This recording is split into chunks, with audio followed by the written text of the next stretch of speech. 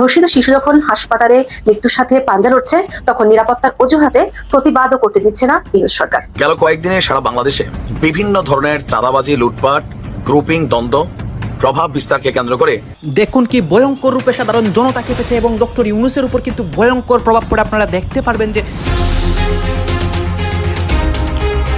এদিকে সারা দেশে চুরি, ডাকাতি, ধর্ষণের হার বেড়ে যাওয়ায় ডক্টর ইউনূসের উপর ভয়াবহ প্রভাব পড়ে। সাধারণ মানুষ ও শিক্ষার্থীরা আবারও রাজপথ অচল করে। জাতিসংঘের আদেশে সেনাপ্রধান নতুন পদক্ষেপ নেন। দেশের অবস্থা এখন কোন জায়গায় গিয়ে দাঁড়াবে? ধর্ষিত বাংলাদেশ, আতঙ্কের বাংলাদেশ, খুনিদের স্বর্গরাজ্য বাংলাদেশ, ধর্ষণের শিকার ছোট্ট শিশু, বনে জঙ্গলে, ঘরে বাইরে সব জায়গায় ধর্ষণ হচ্ছে।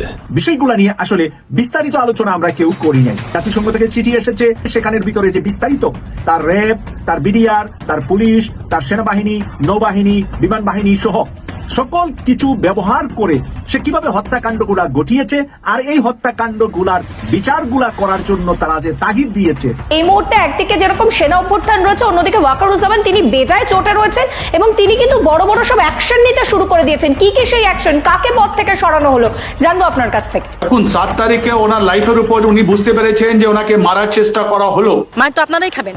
আগে যখন ওই যে মন্ত্রী ছিলেন তখন হয়তো কেউ গায়ে দিতে সাহস পাননি, আর এখন তো আমজনতার কাতারে চলে আসেন। রাজনীতিবিদ না হতে যাচ্ছেন, দেশের মন্ত্রী না হতে যাচ্ছেন, 2-4 বার হচ্ছে এরকম কেলা নিয়ে না খেলে তো হতে পারবেন না। এটা তো খুব সোজা।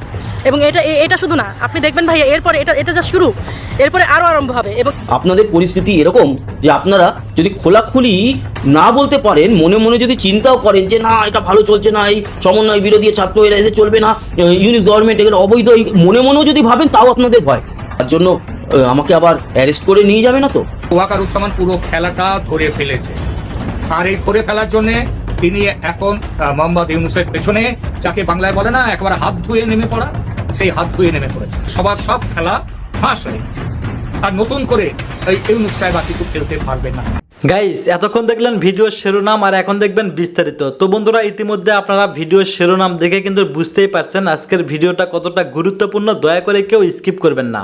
যদিও বর্তমান বাংলাদেশের রাজনীতির অবস্থা বিশাল ভয়াবহ, আপনারা ভিডিও স্কিপ করে দেখলে খবরের কিছুই বুঝতে পারবেন না। যাই হোক বন্ধুরা, আজকের খবর নিয়ে আমরা পর্যালোচনা এবং তদন্ত করে বেশ কয়েকটি খুবই গুরুত্বপূর্ণ তথ্য এবং ভিডিও ফুটেজ পাই, যা আজকের ভিডিওতে সেগুলোই এক এক করে ধারাবাহিক তুলে ধরবো। যদিও আজকের ভিডিওটা কিছুটা বড় হতে পারে, তবে আজকের ভিডিওতে জানতে পারবেন এমন কিছু অজানা গোপন তথ্য যা জানলে আপনিও ইতিমধ্যে অবাক হতে বাধ্য। সেই সাথে আরো জানতে পারবেন বর্তমান বাংলাদেশের রাজনীতির প্রেক্ষাপট আসলে কোন দিকে যাচ্ছে। বন্ধুরা চলুন, ভিডিওতে আজকে আর বেশি কথা বাড়াবো না, সরাসরি আজকে আমরা চলে যাব মূল ভিডিওতে, আর সেখানে দেখবো আজকের ভিডিওর বিস্তারিত। তার কারণ জেনারেল ওয়াকারুজ্জামান সেনাপ্রধান তিনি আফ্রিকায় রয়েছেন এবং ফিরতে চলেছেন বাংলাদেশে। এর মধ্যে কোনো ইন্টারেস্ট নেই, কিন্তু ইন্টারেস্টিং তারপরে ঘটতে চলেছে। কি শোনা যাচ্ছে যে ওনাকে বাংলাদেশে নাও প্রবেশ করতে দিতে পারে ইউনূস গভর্নমেন্ট। মানে এই মুহূর্তে যেই একটি সরকার রয়েছে, যদিও সেটি বৈধ নয়, সবাই জানে অবৈধ সরকার, তারা কিন্তু এই মুহূর্তে চাইছে ওয়াকারুজ্জামানকে সরিয়ে দিতে বাংলাদেশ থেকে। অন্যদিকে ছাত্র সমন্বয়ক যাদের পিছনে আপনারা দৌড়েছিলেন, তারা নিজেদের দল গঠন করে ফেলেছে। আপনাদের জানিয়ে রাখি, বাংলাদেশের মানুষের ভালো কারা করতে পারবে জানেন? একমাত্র বাংলাদেশের মানুষরাই। মানে আপনারাই আপনাদের নিজেদের ভাগ্য পরিবর্তন করতে পারবেন। যেরকম ভাগ্য পরিবর্তনের নামে একটা ভুল ভাল করে ফেলেছেন, এবার কিন্তু পালা আপনাদেরকে আবার সেই ভুল সংশোধন করার। আপনারা জানেন এই যে ছাত্ররা যে দল গঠন করেছে নিজেদের, আপনাদের মাথার উপরে ছড়ি ঘোরাবে বলে এই টাকা কোথায় পেয়েছে? এক তো বিদেশ থেকে প্রচুর ডলার এসছে, আর এটাও জানিয়ে রাখি ফেনীতে একটা বন্যা হয়েছিল, সে বন্যা ত্রাণের জন্য প্রচুর অর্থ গেছিল, সেই অর্থ সাধারণ মানুষের কাছে পৌঁছায়নি এবং সেই অর্থই খরচা করা হচ্ছে তাদের দল গঠনে। তার মানে আপনাদের থেকে ছিনিয়ে নেওয়া বা আপনাদের জিনিসকে তারা কেড়ে নিয়ে তারা এখন শাসকের আসনে বসতে চায়। আপনারাই বুঝবেন আপনারা কি করবেন। তবে হ্যাঁ, ওই যে নতুন স্বাধীন বাংলাদেশে আপনাদের স্বাগত। আসি জেনারেল ওয়াকারুজ্জামানের কথায়। জেনারেল ওয়াকারুজ্জামান রয়েছেন আফ্রিকায়, আফ্রিকা সফরে গেছেন এবং সেখানে রাষ্ট্রপুঞ্জের যে শান্তি বাহিনী আছে সেই শান্তি বাহিনীর ওখানেও তিনি দেখা করেছেন। আর কিছু অন্যান্য কাজ ছিল যেগুলো সব জায়গাতে ওপেনলি বলা যায় না। শান্তিরক্ষা বাহিনীতে বাংলাদেশের কিন্তু একটা বিরাট বাহিনী আছে, যেটা নিয়ে বাংলাদেশ অবশ্যই গর্ব করতে পারে। কিন্তু তাদের একটা রাষ্ট্রপুঞ্জ নিয়মও আছে। যেই দেশে কোনো গণতান্ত্রিক সরকার থাকে না সেই দেশের সেনাবাহিনীকে রাষ্ট্রপুঞ্জ ব্যবহার করে না। আলটিমেটাম এসছিল, সেখানে গিয়ে দেখা করেছে, তিনি কথাও দিয়েছেন যে খুব তাড়াতাড়ি বাংলাদেশে একটা গণতান্ত্রিক সরকার আসতে চলেছে। তার মানে কি শেখ হাসিনা ফিরতে চলেছেন? শেখ হাসিনা তো এখনো পর্যন্ত বৈধ প্রধানমন্ত্রী, যদিও বাংলাদেশের দ্বিধা বিভক্ত মানুষজন কোন পাল্লায় যাবেন বা কোন নৌকায় পা দেবেন সেটা এখনো পর্যন্ত তারা নিজেরাই ডিসিশন নিতে পারছে না। তবে তাদের খুব তাড়াতাড়ি ডিসিশন নিতে হবে। তার কারণ চারিদিক থেকে আপনারা দেখতে পাচ্ছেন বঙ্গবন্ধুর নামে যে স্যাটেলাইট ছিল, এর আগে তো মূর্তি ভেঙেছে, আরও নোংরা নোংরা ঘটনা দেখেছেন। এবং শেখ হাসিনা এটাও কিন্তু ফোনে জানিয়েছেন যে যারা বঙ্গভবনে সেদিনকে হামলা করেছিল, জিনিসপত্র চুরি করেছিল, তাদের সবার ছবি কালেক্ট করা আছে, কাউকে ছাড়া হবে না। কিন্তু এই যে 32 নম্বরে ধানমন্ডির বাড়ি থেকে শুরু করে এত কিছু ভেঙে বঙ্গবন্ধুকে শেষ করে দেওয়ার ব্যবস্থা, এছাড়া স্টেডিয়ামের নাম চেঞ্জ করে দেওয়া হলো, এই সমস্ত বিষয়গুলো নিয়ে বাংলাদেশের একটি মানুষের জনসংখ্যা বা একটি গোষ্ঠী, তারা হতেই পারে আওয়ামী লীগ, হতেই পারে তারা সাধারণ মানুষ, হতেই পারে বিএনপি, কিন্তু নিজেদের ইতিহাস বদলে যেতে দেখে তারাও কি কষ্ট পায়নি? তাই তাদের এই মুহূর্তে বদল আনতে হবে। এবার আসি জেনারেল ওয়াকারুজ্জামান। জেনারেল ওয়াকারুজ্জামান কিন্তু কালকে ফিরতে চলেছে, মানে কাল মানে আজ, এই আর কি, শুক্রবার 7ই মার্চ ফিরতে চলেছে বাংলাদেশে। শোনা যাচ্ছে তাকে বাংলাদেশে ঢুকতে দেওয়া হবে না। অনেকে তো এরকম প্রচার করে দিয়েছিল যে বাংলাদেশ ছেড়ে পালিয়ে গেলেন সেনাপ্রধান, কিন্তু একেবারে ভুল খবর। আসলে তিনি কিছু সত্যি কথা বলে দিয়েছেন বলে যে এই দাঙ্গা চলবে না, নিজেদের মধ্যে হানাহানি চলবে না, সবাইকে একসাথে মিলেমিশে কাজ করতে হবে, না হলে অপশাসন হবে এবং যারা শয়তান তারা তাদের নিজেদের সুযোগ নিয়ে বাংলাদেশকে শেষ করবে। মানে তিনি মৌলবাদীদের দিকেই বা জামাতে ইসলামের দিকে আঙুল তুলেছিলেন, যেটা জামাতে ইসলাম থেকে শুরু করে এই ইউনুস বাহিনী বা অবৈধ এই সরকার তারা কিন্তু ভালোভাবে নেয়নি। তাই তারা এখন চাইছে পাকিস্তানের সাহায্য নিয়ে এই সেনাপ্রধানকে সরিয়ে দিতে, এবং সেনাপ্রধানকে সরিয়ে দিতে পারলেই তারা কিন্তু অনেকটা বড় একটা খেলায় জিতে যাবে, এটা তারা মনে করছে। কিন্তু সেনাপ্রধান যদি ঢুকতে না পারে বাংলাদেশে, তাহলে সেনাপ্রধান সরাসরি চলে আসতে পারে ভারতে, আর সেটা করলেই ভারতীয় সেনার সামনে খুলে যাবে দরজা, আর তারপরে কিন্তু ভারতীয় সেনা প্রবেশ করতে পারে বাংলাদেশে। এটা কিন্তু খুব গুরুত্বপূর্ণ একটা খবর। তাই এই 7ই মার্চ দিনটা বাংলাদেশের জন্য খুব গুরুত্বপূর্ণ হতে চলেছে। আর দুটো বিষয় আলোচনা করে আজকের এই আপডেট শেষ করব।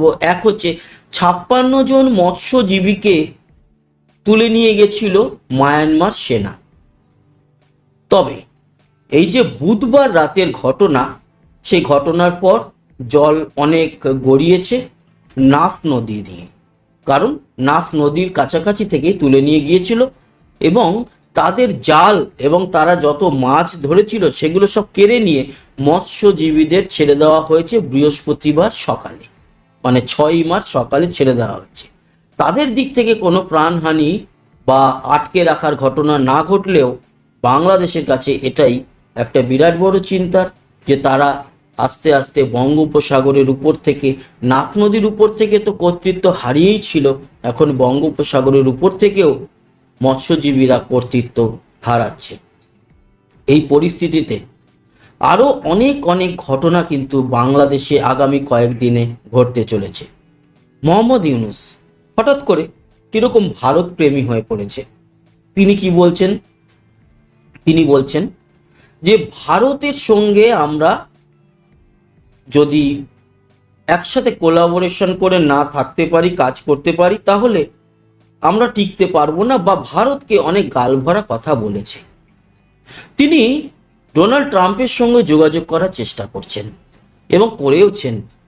কেন? কারণ ওই যে নদীতে ডোবে সে যদি সাঁতার না জানে, সামান্য খড়কুটো দেখলেও সেই দিকে হাত বাড়ায় বেঁচে থাকার জন্য, নিজেকে বাঁচানোর জন্য। তাই একেবারে শেষ হয়ে যাওয়ার আগে এই মোহাম্মদ ইউনূসও কিন্তু শেষ কামড় দেওয়ার চেষ্টা করছে, বাট যার মুখে দাঁতই নেই তার কামড়ের জোরও নেই, এটাও আপনারা জানেন। অন্যদিকে ছাত্র সমন্বয়করা সরে গেছে তার পাশ থেকে, তাদের নিজেদের দল গঠন করেছে এবং সেই দল কিভাবে গঠন হয়েছে আপনারা জানেন। আর সেখানেও সাধারণ মানুষের নামে যারা এসছে তারা সবাই টাকা পয়সা নিয়ে এসছে, ওই ভাড়া করা ক্রাউড। এই মুহূর্তে বাংলাদেশে দরকার সেনাবাহিনী, সরকার, আর তারপর আওয়ামী লীগ বা শেখ হাসিনা কিংবা বিএনপি, খালেদা জিয়া, যারাই আসুক না কেন, সেগুলো ভবিষ্যৎ। এই মুহূর্তে বাংলাদেশকে কন্ট্রোল করার জন্য সিংহ হৃদয় নিয়ে ঝাঁপিয়ে পড়তে হবে জেনারেল ওয়াকারুজ্জামানকে। আমরাও সেটা চাই এবং তিনি দক্ষতার সঙ্গে বাংলাদেশকে ক্যাপচার করে রাষ্ট্রপতি শাহাবুদ্দিন চুপ্পুকে নিয়ে বাংলাদেশকে এই মুহূর্তে এই যে সমস্যা, সেই সমস্যা থেকে উদ্ধার করুক, স্টেবল করুক এবং তারপর বাংলাদেশকে ভালো জায়গায় নিয়ে যাক এবং একটা সুষ্ঠু নির্বাচন দেখতে চাই এবং আগামী দিনে গণতান্ত্রিক একটি সরকার দেখতে চাই, যেই সরকারের সঙ্গে ভারতবর্ষ কাঁধে কাঁধ মিলিয়ে চলবে, সমস্ত বিষয় নিয়ে আলোচনা করে ডিসিশন নেবে এবং আমাদের ভারত বাংলাদেশ সম্পর্ক। বর্তমান অন্তর্বর্তীকালীন সরকার তার রাষ্ট্র ক্ষমতায় 8 মাসে তারা পা ফেলল। এই 8 মাসে অন্তর্বর্তীকালীন সরকারের যদি আমরা হিসাব নিকাশ করার চেষ্টা করি তারা কি কি কাজ ভুল করেছে, তাহলে সেটা নিয়ে অন্তত একটু কথা বলা যায়। ভিডিওতে আমি সেটা বলার চেষ্টা করব। আমি যদি বলি যে অন্তর্বর্তীকালীন সরকারের এই পর্যন্ত গত 8 মাসে সবচাইতে বড় ভুল যেটি, সেটি হচ্ছে ধানমন্ডি 32 নম্বর ভেঙে দেয়া। যদিও এটি ডিরেক্টলি অন্তর্বর্তীকালীন সরকার ভেঙে দিয়েছে এভাবে আমরা বলতে পারি না, তবে অন্তর্বর্তীকালীন সরকারের যারা অংশ, উপদেষ্টা যারা রয়েছেন, তাদের মধ্যে অনেকেই 32 নম্বর ভাঙার সময় আনন্দ উল্লাস প্রকাশ করেছেন এবং যারা জাতীয় নাগরিক পার্টি গঠন করেছেন। এবং আপনারা জানেন যে যদিও জাতীয় নাগরিক পার্টি একটি আলাদা এখন দল, সংগঠন, সরকার এখন আলাদা, তবেও আপনারা জানেন এবং এটা সবাই জানে এই সরকার মূলত এই ছাত্রদের দ্বারা নিয়োগকৃত সরকার, যেটি প্রধান উপদেষ্টা ডক্টর মোহাম্মদ ইউনূস সাহেব তিনি নিজেও বারংবার বলেছেন যে ছাত্ররা তাকে নিয়োগ করেছেন। এবং যদিও পার্টি আলাদা করার জন্য নাহিদ ইসলাম উপদেষ্টা পরিষদ থেকে তিনি পদত্যাগ করেছেন, কিন্তু আপনারা জানেন যে ছাত্রদেরই প্রতিনিধি হিসেবে রয়ে গেছেন দুজন, আসিফ মাহমুদ সজীব ভুঁইয়া এবং মাহফুজ আলম, এবং তারা খুবই গুরুত্বপূর্ণ দুটি বেশ কয়েকটি মন্ত্রণালয়ে তারা রয়েছেন এবং সেখানের মধ্যে দুটি খুবই গুরুত্বপূর্ণ, একটি এলজিআরডি যেটি আসিফ মাহমুদ সজীব ভুঁইয়া এবং উপদেষ্টা যিনি তথ্য উপদেষ্টা তিনি মাহফুজ আলম সাহেব। এই যে ঘোষণা দিয়ে ধানমন্ডি 32 নম্বর ভেঙে চুরে গড়িয়ে দেওয়া, এটি হচ্ছে বর্তমান অন্তর্বর্তীকালীন সরকারের সবচেয়ে বড় একটি ভুল সিদ্ধান্ত, সেটি আমি মনে করি। এবং এটি কেন অন্তর্বর্তীকালীন সরকারের সিদ্ধান্ত বলে আমি মনে করছি, সেটি তো আমি বললাম একটু আগে যে সরকার এবং ছাত্রবাস সমন্বয়ক যারা, তারা মূলত আলাদা কোনো সত্তা নয়, তারা মূলত একই মুদ্রার, তারা এপিঠ এবং ওপিঠ। কারণ 32 নম্বর যদি সরকারের ইন্ধনে ভাঙা না হয় বা সরকার যদি না চায়, তাহলে 32 নম্বর রক্ষার জন্য চেষ্টা করতো, সেটা আমরা দেখতে পাইনি। উল্টো আমরা দেখতে পেয়েছি মধ্যরাতে আমাদের প্রধান উপদেষ্টা সাহেব তিনি নিজে তার একটি বিবৃতি দেয়া হলো এবং সেখানে তিনি বলছেন যে এটা অনভিপ্রেত এবং অনাকাঙ্ক্ষিত। এবং এরপরে একেবারে দেখলাম যে মহা উৎসবে পুরো বাংলাদেশে বিভিন্ন আওয়ামী লীগের সাবেক মানে যারা মন্ত্রী বা এমপি প্রভাবশালী যারা, তাদের বাড়িঘর একেবারে আগুন দিয়ে জ্বালিয়ে পুড়িয়ে দেওয়া, ভাঙচুর করে এই ঘটনাগুলো ঘটলো। এবং এটি অন্তর্বর্তীকালীন সরকারের অনেক বড় একটি ব্যর্থতা এবং এই ব্যর্থতার দায় কিন্তু পরবর্তী বেশ কয়েকটি প্রজন্মকে দিতে হবে, প্রজন্মের রাজনীতিবিদ যারা বা রাজনৈতিক দলগুলোকে দিতে হবে, কারণ রাজনীতিতে শেষ বলে কোনো কথা নেই। ৭৫ 15 আগস্ট আওয়ামী লীগ যে ধাক্কা খেয়েছে তখনও অনেকেই মনে করেনি, অনেকে ভাবতেও পারেনি যে আওয়ামী লীগ আবারও রাষ্ট্র ক্ষমতায় আসতে পারে। বর্তমান সময়ে এসে আওয়ামী লীগ যদিও অনেক বেশি পরিমাণে বেকায়দায় রয়েছে, তাদের বিরুদ্ধে গণহত্যার অভিযোগ রয়েছে, তাদের বিরুদ্ধে অর্থ পাচারের অভিযোগ রয়েছে, তাদের বিরুদ্ধে দুর্নীতির অভিযোগ রয়েছে, তাদের বিরুদ্ধে নানান অভিযোগ থাকা সত্ত্বেও আওয়ামী লীগ নিঃশেষ হয়ে যায়নি, আওয়ামী লীগ শেষ হয়ে যায়নি। এবং আপনারা জানেন যে একই রকম অর্থ পাচার, অর্থ লোপাট, দুর্নীতির অভিযোগ বিএনপির বিরুদ্ধেও ছিল। বিগত 15.5 বছরের আওয়ামী লীগের শাসন আমলে শেখ হাসিনার আওয়ামী লীগ সরকার বিএনপিকে কম চেষ্টা করেনি দমিয়ে রাখতে। বিএনপির প্রধান চেয়ারপারসন বেগম খালেদা জিয়া তিনিও দুর্নীতির দায়ে দণ্ডিত হয়ে তিনি কারাভোগ করেছেন। বিএনপির ভারপ্রাপ্ত চেয়ারম্যান তারেক রহমান তিনি এখনো দেশের বাইরে রয়েছেন, এখনো দেশে তিনি ফিরতে পারেননি। মুচলেকা দিয়ে তাকে দেশ ছাড়তে হয়েছে, তিনি আর রাজনীতি করবেন না। প্রাথমিকভাবে হয়তোবা তাদেরকে দমিয়ে রাখা সম্ভব হয়েছিল, কিন্তু দেখেন বাংলাদেশে এই মুহূর্তে আওয়ামী লীগের বাইরে সবচেয়ে বড় দল কি? বিএনপি। সেই বেগম খালেদা জিয়া যিনি গত বেশ কয়েক বছর ধরে নিগৃহীত হয়েছেন, নিষ্পেষিত হয়েছেন ক্ষমতাসীন আওয়ামী লীগ দ্বারা, সেই বেগম খালেদা জিয়া কিন্তু এখন অনেকের ভালোবাসা কুড়াচ্ছেন। কেন কেন কুড়াচ্ছেন? কারণ সময় সবকিছু বদলে দিয়েছে। বাংলাদেশের মানুষ অনেকটাই ভুলো মনা। আগস্টে কি ঘটেছে সেটা মার্চে এসে মানুষ ওরকম ভাবে মনে রাখে না, আবেদন কমতে থাকে। কেন কমতে থাকে? কারণ আগস্ট পরবর্তী আমরা একটি আদর্শ শাসন পাইনি, জনগণ একটি আদর্শ শাসন পায়নি, যে শাসন ব্যবস্থায় শুধুমাত্র জনগণের কথায় প্রতিফলিত হয়েছে সেটা মানুষ পায়নি। যদি মানুষ সেটা পেত তাহলে মানুষের মনে আগস্টের চেতনা আরো বেশি পরিমাণে জাগরুক হতো। একটা জিনিস আমাদের নেতারা, আমাদের রাজনৈতিক দলের যারা প্রধান, তারা, আমি বলবো এটা তারা ভুল করেন, অথবা এটা হতে পারে তাদের কোনো একটা চাল। যেমন শেখ হাসিনার আওয়ামী লীগ বিগত 1.5 দশক ধরে যে প্রজন্মকে তারা সকল ধরনের সুযোগ সুবিধা দিল, ডিজিটালাইজড করলো পুরো বাংলাদেশকে, তথ্য প্রযুক্তিতে বাংলাদেশকে যা দেয় সেটা আওয়ামী লীগই তো দিয়েছে, অন্য দল থাকলে সে দল দিত। কিন্তু ঘটনাক্রমে গত 1.5 দশক ধরে পৃথিবী জুড়ে যেই তথ্য প্রযুক্তি যে উত্থান, সেই উত্থানের এই সময়টুকুতে ঘটনাক্রমে আওয়ামী লীগে বাংলাদেশের রাষ্ট্র ক্ষমতায় ছিল। তো এই তরুণ প্রজন্ম গত 1.5 দশক ধরে আওয়ামী লীগের শাসন আমলে তারা বড় হয়েছে এবং তারা দেখেছে যে আওয়ামী লীগের শাসন আমলে আপনারা দেখবেন যে সরকার জনগণের জন্য কতটুকু করে তার চাইতে মানুষ মনে রাখে সরকার জনগণের জন্য কোনটা করেনি। এটা মানুষ মনে রাখে, নেগেটিভ জিনিসটা মানুষ মনে রাখে। গত 1.5 দশক ধরে আওয়ামী লীগের উপরে যে পাহাড় সম প্রত্যাশা সেটা স্বাভাবিকভাবে পূরণ করতে পারেনি আওয়ামী লীগ, এবং সাধারণ মানুষের মধ্যে যতটুকু না ক্ষোভ তার চাইতে বেশি এই তরুণ প্রজন্মের মধ্যে, নতুন প্রজন্মের মধ্যে যারা নতুন ভোটার। এবং সবশেষ জুলাই আগস্টে যে ন্যাক্কারজনক হত্যাকাণ্ডের ঘটনা ঘটেছে নিরীহ ছাত্রদের উপরে, সেটা দায় সম্পূর্ণভাবে আওয়ামী লীগের উপরে। কারণ ক্ষমতা আওয়ামী লীগের হাতে ছিল তখন। শেখ হাসিনা তখন সরকার প্রধান ছিলেন। যেই ঘটাক না কেন এই ধরনের ঘটনাগুলো, দায় কিন্তু শেখ হাসিনা এড়াতে পারেন না, কারণ এগুলো রক্ষার দায় তার।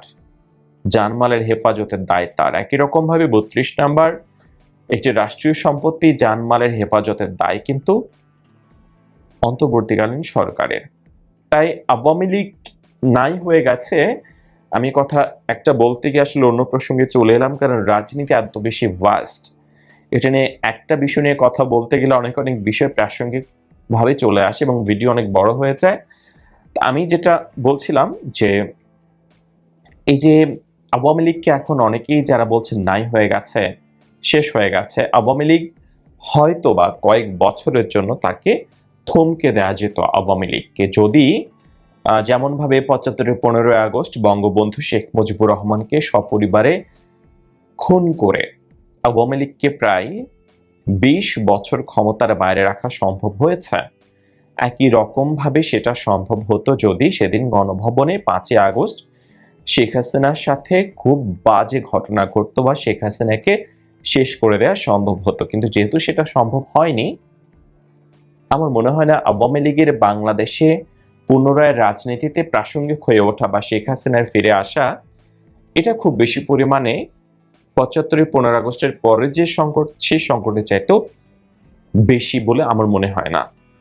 কারণ শেখ হাসিনা মানুষ হিসেবে খারাপ হন বা ভালো হন, যাই হন না কেন, সেই বিতর্কে না গিয়ে শেখ হাসিনার কনফিডেন্সের প্রতি একটা ভরসা আমার মনে হয় অনেকের রয়েছে। কারণ শেখ হাসিনা এমন এমন ব্যাপার তিনি করবেন বলেছেন, অনেক বাধা বিপত্তি ছিল। আমরা যদি পদ্মা সেতুর কথাও আমরা বলি, শেখ হাসিনা সেটি করে দেখিয়েছেন। হ্যাঁ, তার বিরুদ্ধে অনেক অভিযোগ রয়েছে, সেগুলোও সত্য হিসেবে ধরলেও এই ব্যাপারগুলো আপনাদেরকে সত্য হিসেবে ধরা উচিত। তাই আওয়ামী লীগকে একেবারে নিঃশেষ করে দেওয়ার জন্য যে প্ল্যান বা যে প্রচেষ্টা 32 নাম্বার গুঁড়িয়ে দেয়া সহ, যে আওয়ামী লীগের তীর্থস্থান 32 নাম্বার গড়িয়ে দিলাম, নতুন প্রজন্ম আর আওয়ামী লীগকে স্মরণ করবে না, ভাববে না, তাদের মনে আওয়ামী চেতনা বা মুজিবের যে চেতনা সেটা রোপিত হবে না। ব্যাপারটা আসলে অতটাও সহজ হিসেব নয়। যদি সহজ হিসেব হতো তাহলে 75-এ কিন্তু 32 নাম্বার গুঁড়িয়ে দেওয়া যেত। বরং 32 নাম্বার গুঁড়িয়ে দিয়ে ধরেন বঙ্গবন্ধু শেখ মুজিবুর রহমান যদি বেঁচে থাকতো, আওয়ামী লীগ এত কঠিন বা জনমনে এত বেশি পরিমাণে প্রথিত হতো না। কিছু কিছু নেগেটিভ ব্যাপার, কিছু কিছু হত্যাকাণ্ড, কিছু কিছু বিভৎস বিষয় জনমনে সহমর্মিতার সাথে সাথে একই রকম ভাবে যারা তাদের উপরে এই বিভৎসতা, নৃশংসতা চালায়, তাদের প্রতি জনগণ বিরূপ মনোভাব তৈরি হয় জনগণের মনে। এই ব্যাপারগুলো রাজনৈতিক চালে বর্তমান সরকার হয়তো বা ভুলভাবে খেলেছে এবং সেটি কোনো না কোনো ভাবে আওয়ামী লীগের দিকে ব্যাকফায়ার করছে। এই জুলাই অভ্যুত্থানের পর যে ছেলেটার উপর আমার সবচেয়ে বেশি প্রথম ভালো লাগা ছিল, এটা ছিল সার্জিস।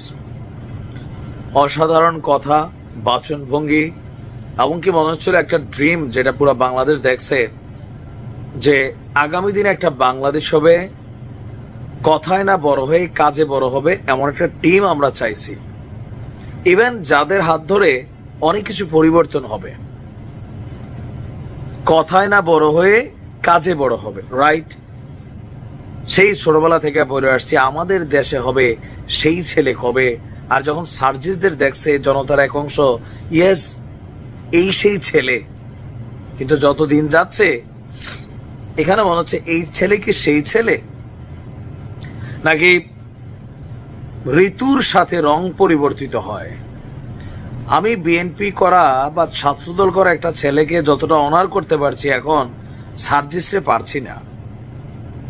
স্রোতের সাথে আওয়ামী লীগের সাথে আওয়ামী লীগ, বঙ্গবন্ধুর জন্য মুখ দিয়া ফেনা, আবার স্রোতের বিপরীতে আইসা পুরা গোষ্ঠী উদ্ধার করা, শেখ হাসিনার ফাঁসি নিশ্চিত করা, নির্বাচন হবে না, কেউ যদি মুখে আনা যাবে না, এরকম নানান বক্তব্য, দায়ের চেয়ে আসার বড় টাইপের।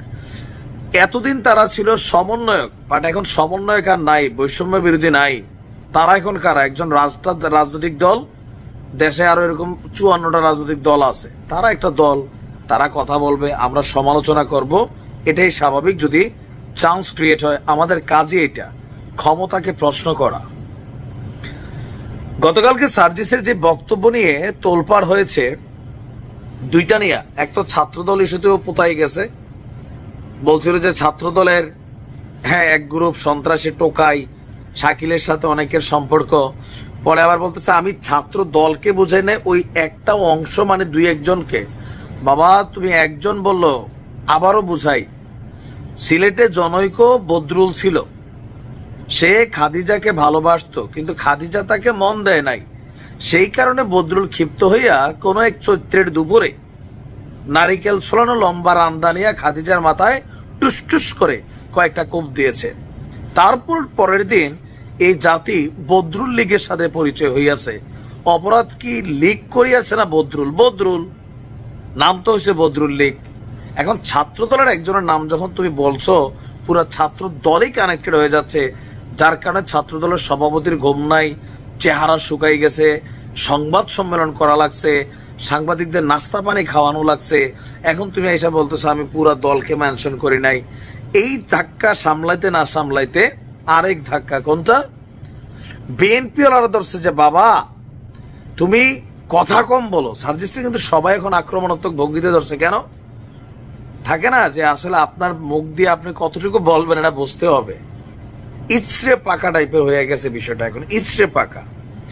তো বিএনপির তোপের মুখে যে আপনার সার্জিসের বক্তব্যটা ছিল যে শেখ হাসিনাকে দেশে এনে ফাঁসির মঞ্চে না নেওয়া পর্যন্ত কেউ যেন নির্বাচনের কথা না বলে।